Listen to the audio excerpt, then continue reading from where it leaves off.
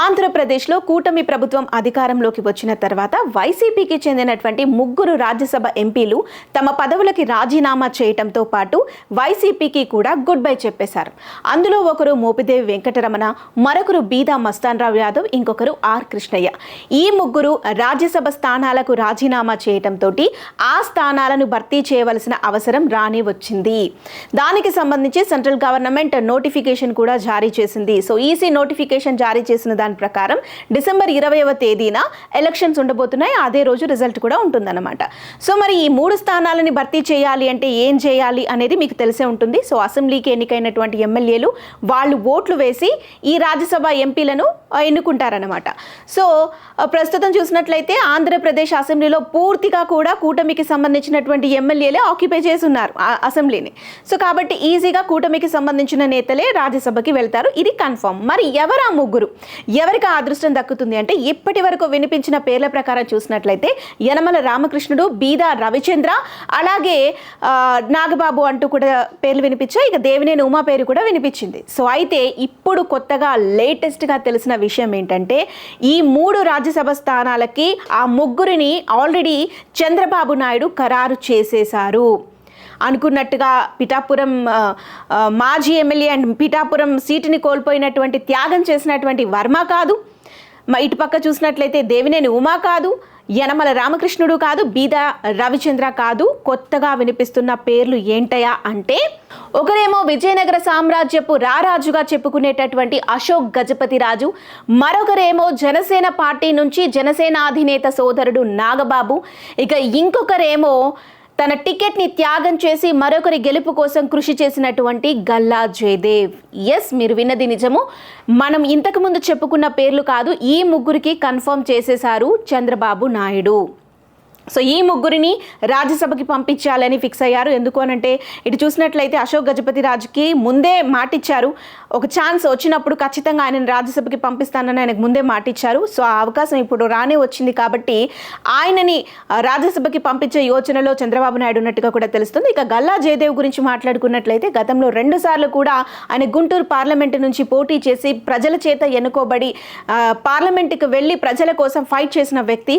కానీ అనుకోని కారణాల వల్ల ఈసారి ఆయన పోటీ చేయలేకపోయారు. ఈ స్థానం నుంచి పెమసాని చంద్రశేఖర్ పోటీ చేయటం, ఒక ఎన్ఆర్ఐగా ఇక్కడికి వచ్చి ఆయన గట్టి పోటీ ఇచ్చి గెలుపొంది ఇప్పుడు సెంట్రల్ మినిస్టర్ కూడా అయ్యారు. ఒకవేళ కానీ గల్లా జయదేవ్ ఈ స్థానం నుంచి పోటీ చేసి గెలుపొందినట్లయితే ఈసారి ఇచ్చినటువంటి సెంట్రల్ మినిస్ట్రీస్లో అయితే ఆంధ్రప్రదేశ్కి 3 మినిస్ట్రీస్ వచ్చాయి కదా, అందులో ఖచ్చితంగా గల్లా జయదేవ్కి ఒక మినిస్ట్రీ ఉండేది ఖచ్చితంగా. సో కాబట్టి అది కూడా మిస్ అయింది. అండ్ తన టికెట్ని త్యాగం చేశారు. అయినప్పటికీ కూడా పార్టీకి విధేయతగా పనిచేస్తూనే ఉన్నారు ఆయన. కాబట్టి ఆయనని కూడా రాజ్యసభకి పంపించే యోచనలో ఉన్నారు. ఇకపోతే నాగబాబు. అయితే నాగబాబు పేరు మొదటి నుంచి వినిపిస్తున్నప్పటికీ నాగబాబు మాత్రం సడన్గా అంటే రీసెంట్గా ఆయన ప్రజలతో మాట్లాడుతున్న సందర్భంలో మిమ్మల్ని రాజ్యసభ పంపించే యోచనలో ఉన్నట్టుగా కూడా తెలుస్తోంది, మీకు మినిస్ట్రీ కూడా రాబోతుంది అని అంటున్నారు. ఇది ఎంతవరకు వాస్తవం అంటే ఆయన దాన్ని పూర్తిగా కొట్టిపడేశారు. ఇదంతా ఊహాగానాలు మాత్రమే, నాకు ఎలాంటి రాజకీయ పదవులపైన వ్యామోహం లేదు అని చెప్పారు. ఆ మాట వినగానే అంటే నాగబాబుని రాజ్యసభకి పంపించట్లేరా? మరి మోదీ కానీ ఇటు చంద్రబాబు నాయుడు కానీ మెగా కుటుంబానికి ఒక బంపర్ ఆఫర్ ఇస్తున్నారు, ఒక గిఫ్ట్ లాగా రాజ్యసభ స్థానానికి తన సోదరుడు నాగబాబుని పంపిస్తున్నారు అని చెప్పారే. మరి ఇప్పుడు ఉన్నట్టుండి ఆయనేమో ఇదంతా ఊహాగణాలు మాత్రమే, ఎలాంటి పదవి పైన తనకి వ్యామోహం లేదంటున్నారేంటి అని మీకు అనిపించవచ్చు. కానీ ఇలా ఎంతమంది చెప్పలేదు గతంలో? ఎంతమంది నాకు అసలు టికెట్ పైన వ్యామోహం లేదు, నాకు పదవుల పైన వ్యామోహం లేదని చెప్పి ఆ తర్వాత పదవులు ఇవ్వగానే సంతోషంగా స్వీకరించిన వాళ్ళని ఎంతమంది చూడలేదు మనం. సో ప్రస్తుతం నాగబాబు పరిస్థితి కూడా అంతే. ఏంటంటే కన్ఫర్మ్ కాలేదు, చివరి నిమిషంలో కూడా ఏదైనా జరగొచ్చు కాబట్టి ఆయన బయటకు అలా చెప్తున్నారే కానీ ఆయనకి కూడా రాజ్యసభ టికెట్ అనేది కన్ఫర్మ్ అయిపోయింది. సో అండ్ గతంలో కూడా పార్లమెంట్ ఎలక్షన్స్ అయిపోయిన తర్వాత సెంట్రల్ మినిస్ట్రీస్ని ఖరారు చేస్తున్న సందర్భంలో కూడా జనసేనకి ఒక్క మంత్రి పదవి కూడా ఇవ్వలేదు. కాబట్టి ఇప్పుడు జనసేనకు సంబంధించి ఒక రాజ్యసభ సీటుతో పాటు వీలైతే ఒక మంత్రి పదవి కూడా జనసేనకి కట్టబెట్టాలని సెంట్రల్ గవర్నమెంట్ కూడా ఆలోచన చేస్తోంది. అందులో భాగంగానే జనసేన అధినేత సోదరుడైనటువంటి నాగబాబుకి ఆ అవకాశం ఇవ్వాలనే ప్రయత్నంలో ఉంది. ఎందుకు అనంటే ప్రస్తుతం పవన్ కళ్యాణ్ చూసినట్లయితే పూర్తిగా భారతదేశంలోనే ఒక స్పెషల్ రోల్ ప్లే చేస్తున్నారు.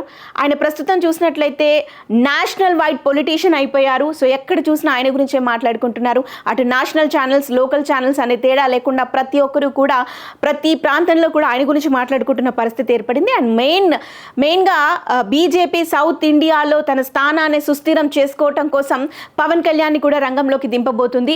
అటు రాబోయే తమిళనాడు ఎలక్షన్స్లో కానీ, మరో 3 ఏళ్లలో రాబోయే కర్ణాటక ఎలక్షన్స్లో, ఇకపోతే ఇక్కడ తెలంగాణలో జరగబోయేటటువంటి హైదరాబాద్ GHMC ఎలక్షన్స్లో కూడా ఆయనని కీ రోల్ ప్లే చేసేలాగా ఇప్పటికే ప్రయత్నాలు ముమ్మరం చేసింది బీజేపీ. సో కాబట్టి ఆయన సోదరుడికి రాజ్యసభ పదవి ఇస్తేనే బాగుంటుంది అని సెంట్రల్ గవర్నమెంట్ కూడా ఆలోచన చేస్తుందట. సో ప్రస్తుతం చంద్రబాబు నాయుడు అటు సెంట్రల్ గవర్నమెంట్ ఒక ఆలోచనకు వచ్చి ఒక తాటిపైకి వచ్చి అటు గల్లా జయదేవ్ అండ్ అశోక్ గజపతి రాజు చాలా సీనియర్ లీడర్ అండ్ చాలా ఎక్స్పీరియన్స్ ఉన్నటువంటి లీడర్. సో అలాంటి వాళ్ళు కూడా పార్లమెంట్కి వెళ్ళాలి అనే ఆలోచనతోటి ఆయనకి ఇటు గల్లా జయదేవ్తో పాటు నాగబాబుకి కూడా ఈ పదవులని కట్టబెట్టబోతున్నారన్నమాట. సో మిగతా వాళ్ళందరికీ కూడా మరి అన్యాయం జరిగిపోయింది అనే ఆలోచన అయితే లేదు.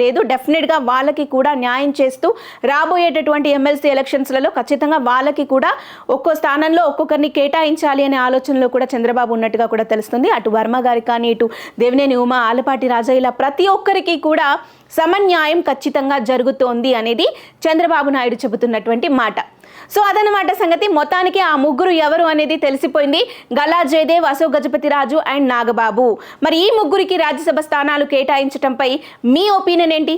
కామెంట్ రూపంలో మాకు తెలియజేయండి.